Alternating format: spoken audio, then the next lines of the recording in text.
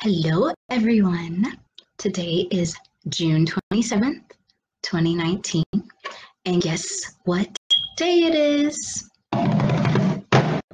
It's Paul Laurence Dunbar's birthday. Yay! Paul Laurence Dunbar's birthday. So, if you don't know who Paul Laurence Dunbar is, Paul Laurence Dunbar is one of my favorite Black poets, and I was not going to let this day pass without doing some sort of live tribute to him.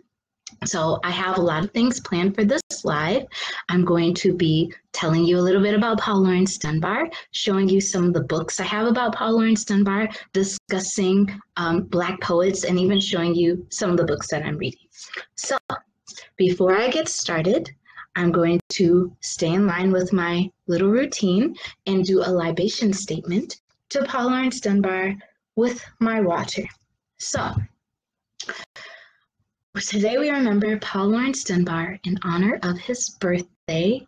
We would like to remember all of the beautiful poems that he left for us to read and remember his life and all of the contributions he made to people for African descent in regards to writing. So I say Ashe to him, Ashe. And with this, we remember him today. So, Paul Laurence Dunbar. I wrote down a couple of facts about him because I don't know all of the facts from my head. I'm also going to discuss with you how I came to know him and how he impacted my life and also my writing. So Paul Laurence Dunbar was born June 27th, 1872. His parents were both former enslaved people of African descent. His mother was Matilda and his father was Joshua. So his mother had, I think, about 2 children from a previous marriage, and Paul Laurence Dunbar was Joshua's first child. So Paul Laurence Dunbar, from this book, I have another Paul Laurence Dunbar book, but it's at my mother's house. But one of the earliest writings that Paul Laurence Dunbar has was when he was about 11 years old, and I wanted to read it to you. He wrote this when he was 11 in 1883, and it goes like this. It's very short. It says, "Hello, old friend. Are you married? No, I'd just as soon be buried. Take your matrimony with you. It's to me as thin as tissue." So even as a child, he had a knack and a talent for writing, and his mother recognized this. So his mother was one of the people in his life that really encouraged him and believed in his dreams. She held a lot of his original writings. During his life, he wrote about 400 poems. And let me see if I can get the facts straight. He wrote 400 poems. He also wrote lyrics, novels, and short stories. So this man was an incredible genius. So in high school, he was the class poet. He attended high school with one of the Wright brothers. I believe it was Orville Wright. And let me see. It says he was the only Black student in his graduating class. He was also the editor of his school newspaper and president of the literary society. He had a high school diploma, but of course, back in those days, it didn't matter what you had, honestly. Like, if you were Black, you could have all the degrees in the world and they would still give you a demeaning job. So his job ended up being an elevator porter. But just because he was an elevator porter, it did not stop him from trying to promote his work. So as a result of promoting his work and getting the right connections, he became more well-known as a poet. That's why he's called the poet of the Negro race, because Paul Laurence Dunbar could write in both dialect, but he could also write in, I guess, standard English poetry style, kind of like William Wordsworth, which was one of his influences. Paul Laurence Dunbar had no children, but he did end up getting married to Alice Ruth Dunbar Nelson. So since I have my other Paul Laurence Dunbar book at my mother's house, this is the only one that I have on me right now. And this is basically talking about his marriage to Alice Ruth Moore. And how they communicated in the beginning was just through letters. Now, according to this book, which I had not read in a long time, I don't think I've read it since I was maybe 14 or 17 years old, so it's been a while. But they were both writers, yet they had a very tumultuous relationship. His mother and father had a very tumultuous relationship as far as abuse. I believe the abuse became worse when he got diagnosed with tuberculosis. I had heard in the past that the medicine that they used for tuberculosis had a high alcohol content, so that may have contributed to that. But as far as writing, this is him right here, and this is his wife, Alice Dunbar. Some pictures of Paul Laurence Dunbar. He had a lot of friends. He was a very prolific poet. And it's just a shame that he had to live in the society that he lived in. And I'm going to go further explain why I said that. So one of the things that, right here, this woman right here, that is his mother Matilda. So anyway, as I was saying, one of the pet peeves that his wife had in regards to writing was she felt as if she were trapped writing about his race. Some authors and writers and poets that were of African descent felt that they were trapped in this whole, they had to write about everything regarding Black people type of topic. And when I was a teenager, I really didn't understand that because most of my writing was about people of African descent and Black history. But now that I've gotten older, I can kind of see where she was coming from. And I kind of understand what Paul Laurence Dunbar was going through. You don't want to be trapped as a writer writing about a certain topic. Just because you write about horror, like all of your life and scary stories, and you want to switch to something else, fairy tales, you shouldn't have to feel trapped in one type of writing style or genre. Take Roald Dahl, for example. If you don't know who Roald Dahl is, Roald Dahl wrote Charlie and the Chocolate Factory, Matilda, and different things. But he also he has like one erotica book, and a lot of people don't know that. So Paul Laurence Dunbar's dilemma was he could write in traditional English, but he also could write in the vernacular of people of African descent. So a lot of people were trying to force him to choose which style he wanted to write in. Some white critics wanted him to just write in the vernacular style, and other people just wanted him to write in the traditional English style. So this was it was kind of a challenge for him.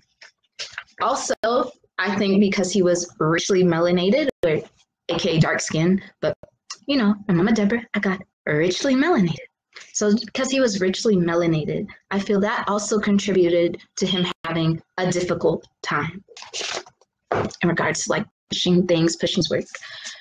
He traveled, went to England.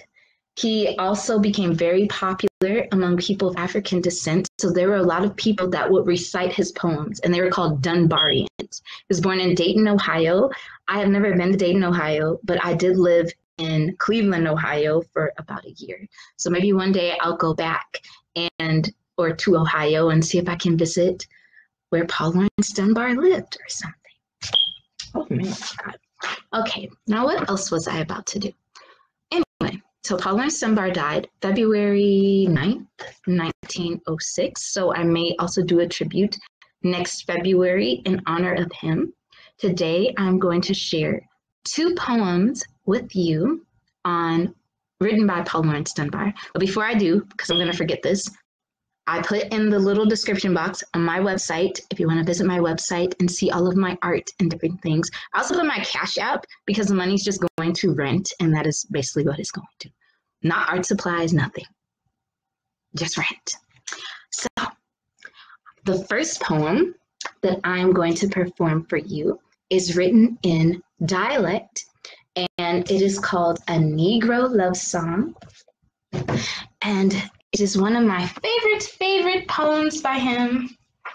But when I perform it, I usually do jumping. I may have performed this before, but don't quote me on that. I recently performed this for some children at a center. They were between the ages of 5 and 8, and they absolutely loved this poem. They made me do it twice, which actually kind of shocked me because they're like, we want to do it again. We want to do it again. I was like, okay. So I'm going to perform it for you, and I'm going to use my little Fudge Bucket Ella Funk as my love interest partner in this poem. And this is called A Negro Love Song. So let me see if you can see me.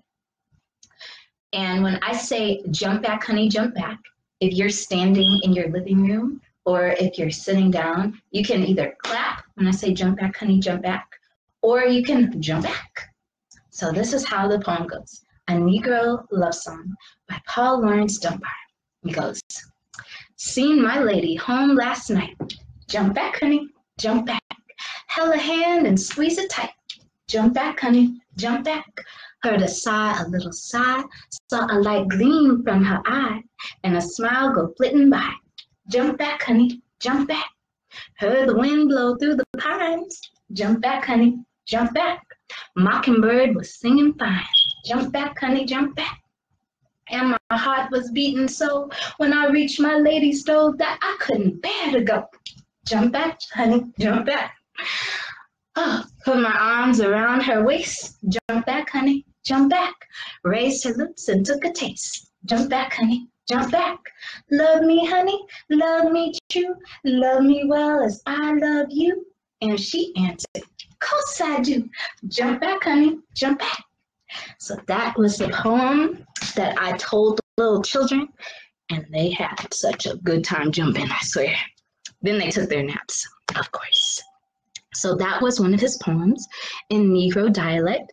Some of the other poems that he wrote in, I guess, Negro vernacular were When Melindy Sings, which goes like, go ahead and quit that noise, Miss Lucy, put that music book away. What's the use to keep on trying if you practice till you're great?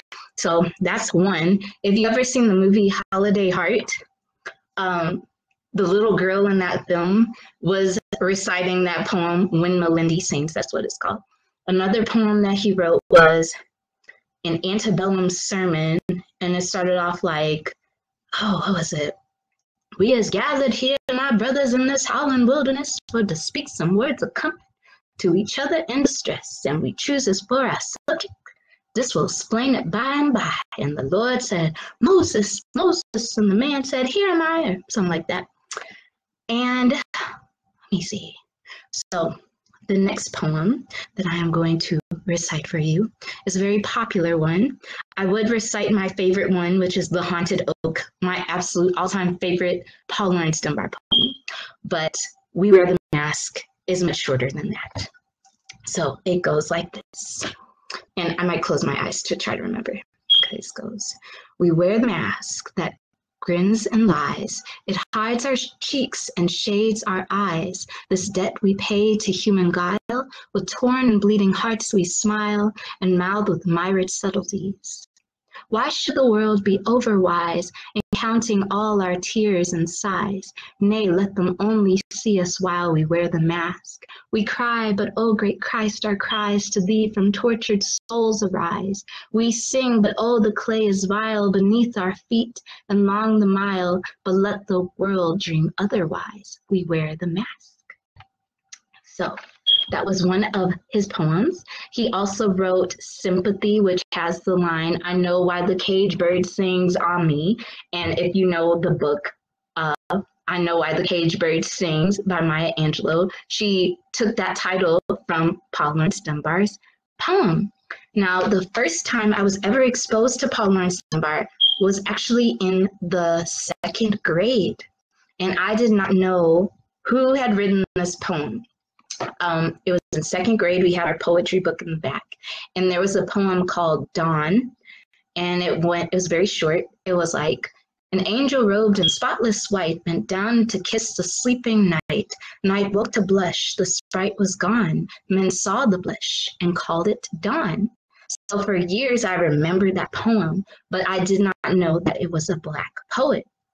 I did not have that much exposure to Black poetry or really pay attention to it until I got old enough to just research it on my own. And because of Paul Laurence Dunbar's writing, my own writing became influenced. I loved how he wrote. I loved his style.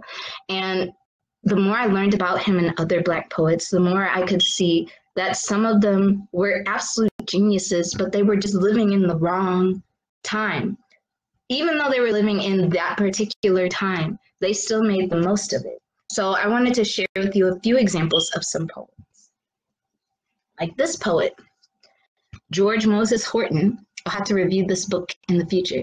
So George Moses Horton, he was a poet, but he was enslaved. So part of his life was lived on a plantation, and the other part was selling his poetry at a college, writing poetry for college students, learning how to read and write.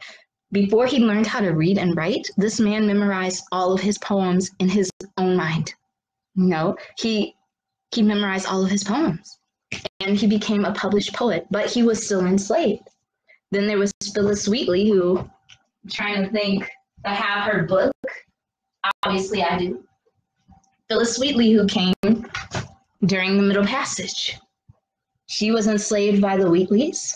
They didn't believe that she wrote her own poetry when she was writing poems. One of her earliest poems was found when she was maybe 14 years old or so. She mastered the English language in about 16 months, and her inspiration were the poems of Alexander Pope, but she had a hard time with expressing herself through poetry. In fact, when you read some of her poems, you only find her voice maybe once or twice in regards to her experiences as a woman of African descent or an African woman in the Americas.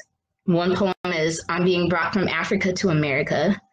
And the last line is, "Remember Christians, Negroes, black as Cain, shall be refined and join the angelic train." So that was one poem. And then another one, I guess, was to the Honorable Earl of Dartmouth. And she mentioned something about her father. So she's like, "What pains excruciating must molest what something in my father's breast."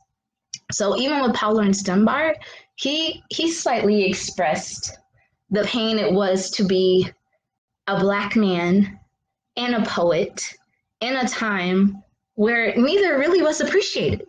Because, I mean, being a poet is hard enough. Like, people are like, "Oh, you're a poet? Okay, whatever. Why don't you get a real job? How about that? Oh, you're a Black man that's a poet? Oh, no, thank you." And the best way to express that is this one poem called, let me see. It's by County Cullen. And the last lines are, "Yet I do marvel at this curious thing, to make a poet Black and bid him sing." So even though all of these people and all of these poets were in this situation, this did not stop them from expressing their artistry, because the artist always has to express their artistry no matter what lifestyle they're going through, no matter what their situation is. And his mother still had a vision for him. She was born enslaved. His daddy was born enslaved. They could have just easily given up and fallen into the shadows of history, yet he rose above that. He rose above colorism, because as I said, he was a richly melanated Black man. Like, you got it from all sides. You got your dark skin, and a lot of people didn't like that during that time, and they still give dark skinned, richly melanated people a hard time. You're a Black man who is the descendant of people who were enslaved, and you are a genius, so you're being intimidated, or you're intimidating to other people. They're trying to trap you in a certain poetry style. But of course, Paul Laurence Dunbar rose above all of that, and that is why we still remember him today. That is why when you read his poetry, you still feel his emotions in his poetry, because that's where he expressed himself. A lot of people, when you go through history and read the writings of people of African descent, it's giving ourselves a voice, especially Black men. They're saying, "Oh, Black men are not expressive. They don't share their emotions. They don't share their feelings. They're hard." But Paul Laurence Dunbar, he had his feelings laid out on paper. They were trying to make men of his race look as if they had no soul, look as if they didn't even care about their own children, look as if they had no emotions at all. But obviously, the work speaks for itself. So, that is what I have to say about Paul Laurence Dunbar. And Black poets, I also wanted to share with you some of the upcoming lives that I'm going to be having, and they're very exciting. Okay, so the next live that I'm going to be having is going to be on June 30th, and guess whose birthday it is? Lena Horne's birthday. And I have a book. I have a book that you're really going to like. I read it to some children, and they really liked it as well. It's going to be in honor of Lena Horne, and I will be talking about her birthday, the NAACP, and other Black musicians. The next live is going to be before, I'm going to have another live before July 25th, but Emmett Till's birthday is July 25th. Emmett Till is a person from history that is very close to my soul. If you don't know me and you know, I'm obsessed with Emmett Till. Like, I have his mother's book, I have the Wreath for Emmett Till, I have the documentary narrative. I read like as many books about Emmett Till as I possibly can. His birthday is July 25th, and I'm going to be doing a memorial for him and other Black children who have either died at the hands of racism or police brutality or anything. So we're going to have a discussion about that, a discussion about his case. I also have come across a new book. I mean, it was published in 2016, but this book is Writing to Save a Life, the Lewis Till File. And I was like, are you serious? Lewis Till was Emmett Till's father. Lewis Till was executed in Italy before Emmett was like 4 years old. And so there's really not a lot of information about his father. And they brought up his father during the case, during the trials, because the reason his father was executed, they accused him of raping a woman and murdering, I think, rape and murder. So that is one thing that I want to bring up. Black men in the media, the portrayal of Black people in the media, and all of that, the destruction of Black children on Emmett Till's birthday. Then August 9th is going to be remembering Ferguson, remembering Michael Brown Jr., and talking about our experiences. I know they're going to be having something in Ferguson, so I'll probably maybe post a link to that or any events that are going on, any memorials, so that you can join in with that, because they're going to be doing lives, I believe. And that is all I have to say for now. Everybody have a wonderful, wonderful, beautiful Paul Laurence Dunbar birthday. Please take the time before you go to bed and read some of his work and just appreciate the genius of his writing. So I will see you on June 30th and talk to you later. And don't forget, visit my website. If you want to cash out me, all the money goes to my rent. So talk to you later. Bye-bye.